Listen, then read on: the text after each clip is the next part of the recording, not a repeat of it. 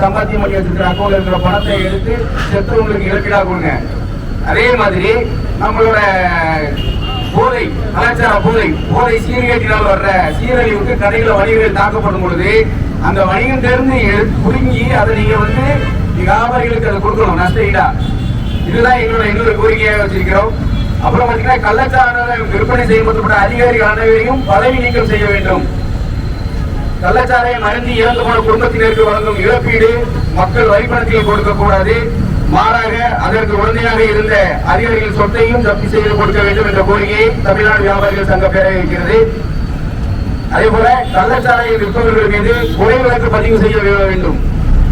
சுதேசி தயாரிப்புகள் மற்றும் மண்ணின் வணிகர்களுக்கு அரசு பூரண ஒத்துழைப்பும் பாதுகாப்பும் வழங்க வேண்டும் என்ற கோரிக்கையும் இந்த மாபெரும் ஆர்ப்பாட்டத்தின் வாயிலாக நாங்கள் கோரிக்கையாக வைத்திருக்கிறோம்.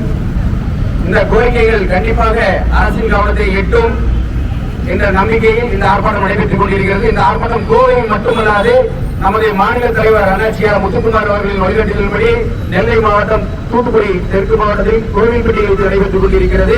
அதனைத் தொடர்ந்து இன்று சென்னை ராஜரத்னம் ஸ்டேடியத்தில் மாநில பொருளாளர் நமது பொன்னுசாமி அவர்கள் தலைமையிலும் தலைமை ஒருங்கிணைப்பாளர் அருண்குமார் அவர்கள் முன்னிலையிலும் நடைபெற்றுக் கொண்டிருக்கிறது. நம்ம கோயம்புத்தூர்ல எங்களோட பொதுச் செயலாளர் KC ராஜா அவர்கள் தலைமையில் இந்த ஆர்ப்பாட்டமானது சிறப்பாக நடைபெற்றுக் கொண்டிருக்கிறது. மதுரையில் மதுரை மண்டல தலைவர் மைக்கேல் ராஜ் அவர்கள் தலைமையில் நடைபெற்றுக் கொண்டிருக்கிறது. இந்த தமிழகம் தழுவிய இந்த எங்களது ஆர்ப்பாட்டம் கண்டிப்பாக அரசின் கவனத்தை ஈர்க்கும் என்ற நம்பிக்கையோடு அரசிடம் கோரிக்கை வைத்துள்ளோம். இதனைத் தொடர்ந்து நமது மாநில பொதுச் செயலாளர்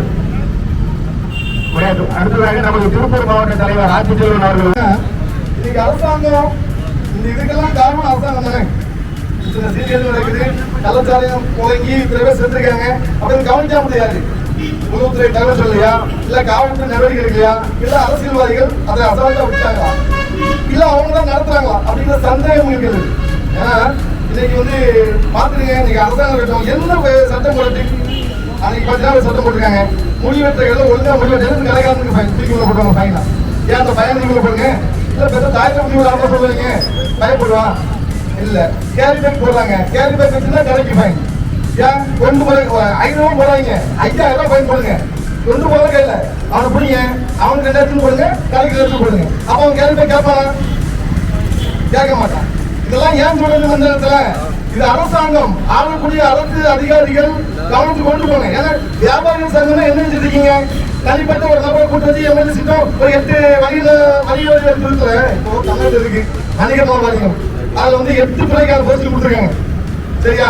தமிழ்நாட்டுல எத்தனை வணிக சங்கம் இருக்கு தெரியுமா? இன்றைய ஆளக்கூடிய உணவு இருக்கு. ஓப்பன் சேர்ந்து வாழ்றேன். தமிழ்நாட்டுல எத்தனை வியாபார சங்கம் இருக்கு தெரியுமா? எத்தனை வியாபாரம் இருக்காங்க? எது முதல் தோணப்பட்ட அமைப்பு தெரியுமா? 40 ஆண்டுகள் சென்னை புறநகர் வியாபார சங்கம் யார் தெரியுமா? ஆளக்கூடிய அரசாங்கம் அனைவரையும் பொதுமக்களையும் ஒரே நிறுத்த பார்க்கணும். ஒரு கருத்து சுண்ணாம்பு ஒரு வெண்ணெய் வைக்கிறாங்க.